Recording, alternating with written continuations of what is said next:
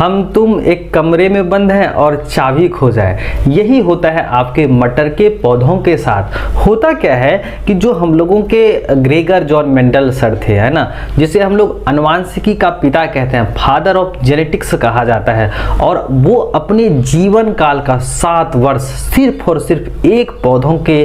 पर जो है अपना काम करने में लगाया। आपको याद रखने हैं यहाँ पर कि उन्होंने जो है 1856 से लेकर के 1863 ईस्वी तक का जो समय था, उन्होंने एक्सपेरिमेंट किए इन मटर के पौधे पर, और उन्होंने अपना विभिन्न प्रयोग करके इस दुनिया को बताया कि किस प्रकार से जो है हम लोगों में जो पेरेंट्स होते हैं, जो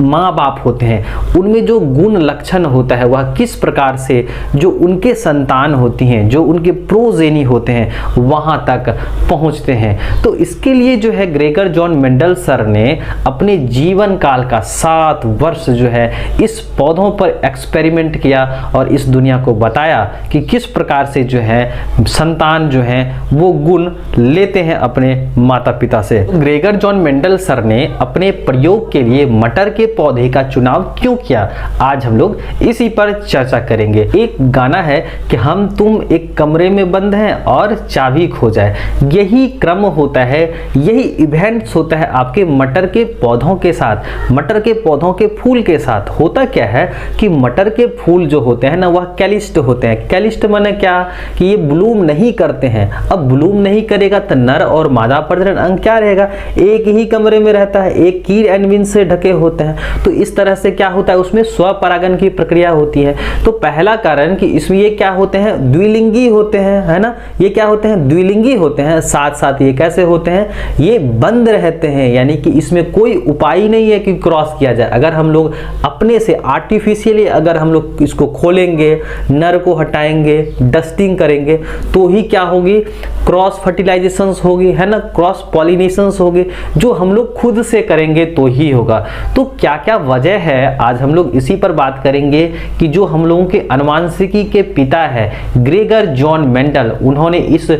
मटर के पौधों पर एक्सपेरिमेंट करके, प्रयोग करके इस दुनिया को बताया कि किस प्रकार से जो है माँ बाप से यानी पेरेंट्स से उनके होने वाले संतान में जो गुण इनहेरिट होते हैं ना, वंशागत होते हैं, वो किस प्रकार से होते हैं। और उन्होंने अपने जीवन का 7 वर्ष इन्हीं पौधों पर लगाया, और उन्होंने जो है 1856 ईस्वी से 1863 ईस्वी तक जो है इस मटर के पौधे पर यानी गार्डन पी पर अपना प्रयोग किया। और उन्होंने जो है जो एक्सपेरिमेंट करे, जैसे कि मोनो हाइब्रिड क्रॉस है, डायहाइब्रिड क्रॉस है, यानी एक संकरण क्रॉस है, द्विसंकरण क्रॉस है, इन सबों को करने के बाद उन्होंने ये निष्कर्ष निकाला कि किस प्रकार से जो है माँ बाप से उसके होने वाले संतानों में क्या होते हैं, गुण इनहेरिट होते हैं, वंशागत होते हैं। तो उन्होंने क्या देखा कि मटर के पौधे जो होते हैं ना, उसमें जो पुष्प लगते हैं वो कैसे हैं, द्विलिंगी हैं, यानी नर और मादा जो है वो पाए जा रहे हैं, और वो क्या है, कैलिस्ट हैं, फूल खिलने वाले नहीं होते हैं।